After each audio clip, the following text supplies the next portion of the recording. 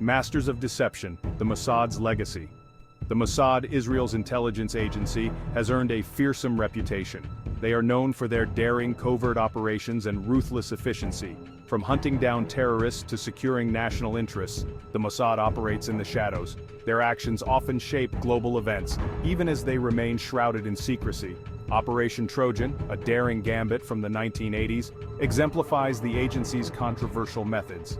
The operation targeted Muammar Gaddafi's Libya, a regime hostile to Israel and accused of supporting terrorism. The objective was audacious: manipulate the United States into believing Libya was actively orchestrating attacks against American interests. By feeding false intelligence, Israel aimed to provoke a U.S. military response against Gaddafi. This audacious plan would test the limits of deception and international relations. Operation Trojan's success hinged on a simple yet effective strategy: disinformation. The plan involved planting a fake transmitter within Libyan territory. This transmitter would broadcast messages designed to mimic Libyan military communications. These fabricated messages would paint a picture of Libya actively planning and supporting terrorist attacks. The U.S., intercepting these communications, would be led to believe in Libya's direct involvement in terrorism. The stakes were incredibly high. If successful, the operation would result in a U.S. military intervention against Libya, effectively doing Israel's bidding without a single Israeli soldier being put at risk. However, failure would expose Israel's hand in manipulating a superpower, potentially leading to disastrous diplomatic consequences. The success of Operation Trojan rested on the Mossad's ability to plant the fake transmitter within Libya, a nation on high alert against Israeli espionage. The details of this operation remain shrouded in secrecy, adding to the intrigue surrounding the entire affair. What is known is that the Mossad likely utilized a combination of clandestine techniques. These may have included using deep cover agents, exploiting existing Libyan assets, or even collaborating with opposition groups within the country. The actual placement of the transmitter was a logistical and technical challenge. It had to be strategically positioned to ensure a strong signal that would be picked up by U.S. intelligence. Furthermore, it needed to be disguised to avoid detection by Libyan authorities. This complex operation required meticulous planning and flawless execution, highlighting the Mossad's operational expertise.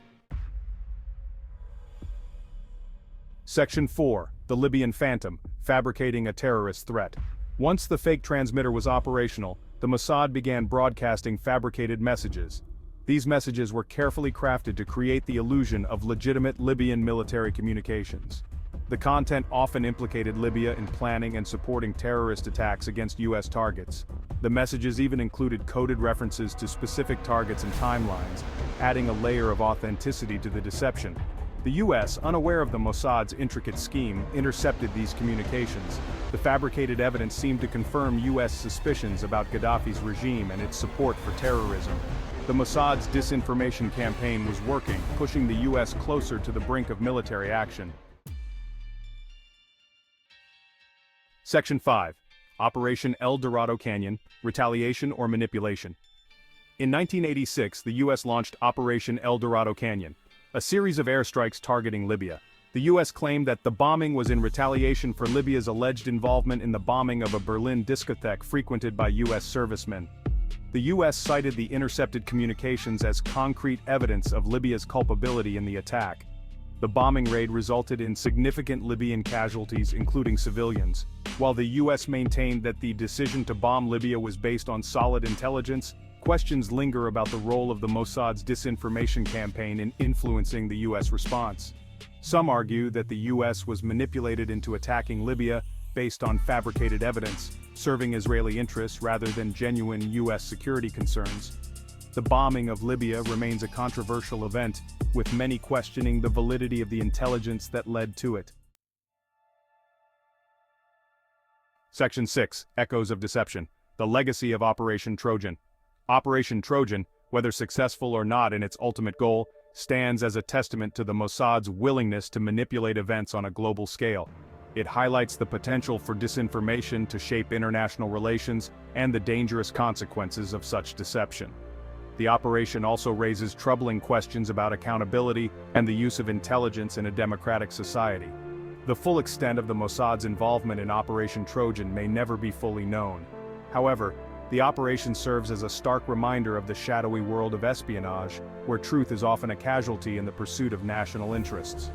It is a legacy that continues to fuel debate and speculation about the true nature of intelligence gathering and its impact on global events.